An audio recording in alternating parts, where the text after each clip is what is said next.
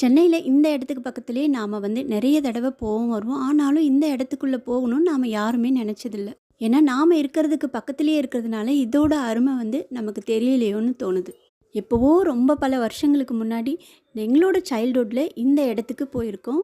அதுக்கு பிறகு இந்த இடத்துக்குள்ளே போகணும்னு நினச்சதே கிடையாது. நமக்கு பிறகு நமக்கு அடுத்து வர ஜென்ரேஷன் இந்த இடத்த பற்றி கண்டிப்பாக தெரிஞ்சுக்கணும். அதுவும் படிக்கிற ஸ்டூடெண்ட்ஸ்க்கு ரொம்ப ரொம்ப முக்கியமான ஒரு பிளேஸ். தமிழ் நம்மளோட தாய்மொழி. இந்த தாய்மொழியில் நம்ம தாய்மொழியான தமிழில் திருக்குறளை இயற்றி கொடுத்த திருவள்ளுவரின் நினைவாக கட்டியது தான் இந்த வள்ளுவர் கோட்டம். இந்த வள்ளுவர் கோட்டத்தில் சுமார் 128 அடியில் ஒரு மிகப்பெரிய திருவாரூர் தேர் வடிவில் ஒரு மிகப்பெரிய தேர் ஒன்று இருக்குது. இந்த தேரோட முகப்பில் 133 அதிகாரங்களும் 1330 குறள்களும் செதுக்கப்பட்டிருக்கு. இந்த 2 யானை வர இந்த பகுதியை சுற்றிலும், இந்த தேரை சுற்றிலுமே ஒரு கலம்காரி ஓவியம் டிசைன் பண்ணியிருக்கு. இந்த தேரை நைட் டைமில் பார்க்குறதுக்கு ரொம்பவே கலர்ஃபுல்லாக ஜெகஜோதியாக இருக்குது.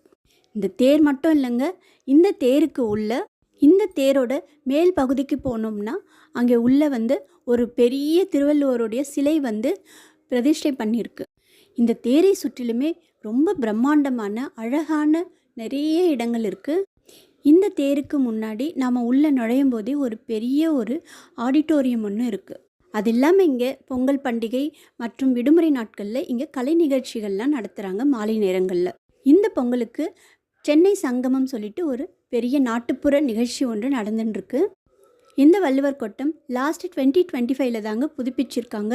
பார்க்குறதுக்கே ரொம்ப அழகான ஒரு என்டர்டெயின்மெண்ட் பிளேஸு. அதுவும் இல்லாமல் முக்கியமாக தமிழுக்கும் திருக்குறளுக்கும் ரொம்பவே முக்கியத்துவம் கொடுத்து கட்டப்பட்டிருக்கிறதுனால இந்த இடத்த கண்டிப்பாக நாம் குழந்தைங்களோடு போய் பார்க்குறது ரொம்ப ரொம்ப நல்லது.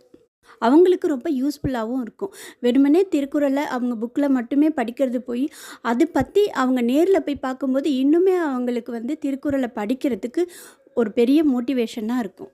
எவ்வளவோ தியேட்டர் மால்னு போயிருப்போம். இந்த மாதிரி ஒரு தமிழுக்கு முக்கியத்துவம் கொடுக்குற ஒரு இடத்தையும் கிராமிய கலைகளுக்கு முக்கியத்துவம் கொடுக்குற ஒரு இடத்தையும் நாம் குழந்தைங்களோடு போய் பார்க்குறது ரொம்ப ரொம்ப நல்லது. அவங்களுக்கும் யூஸ்ஃபுல்லாக இருக்கும். இந்த விடுமுறையை நீங்கள் மிஸ் பண்ணியிருந்தாலும் அடுத்து வர விடுமுறைக்கு கண்டிப்பாக குழந்தைங்களோட இந்த இடத்த போய் பாருங்கள், மிஸ் பண்ணாதீங்க. எங்கெங்கேயோ நம்ம ஊரை விட்டு போய் சுற்றி பார்க்குறதுக்கு பதிலாக நம்ம தமிழ்நாட்டுக்குள்ளவே நம்ம சென்னைக்குள்ளவே இந்த மாதிரியான ஒரு அற்புதமான ஒரு என்டர்டெயின்மெண்ட் பிளேஸ் இருக்குது. கண்டிப்பாக குழந்தைங்கள கூட்டிகிட்டு போய் பாருங்கள். இந்த வீடியோ ரொம்ப பிடிச்சிருக்கும்னு நினைக்கிறேன். உங்களுக்கு இந்த வீடியோ ரொம்ப யூஸ்ஃபுல்லாகவும் இருக்கும். தேங்க்யூ, பாய்.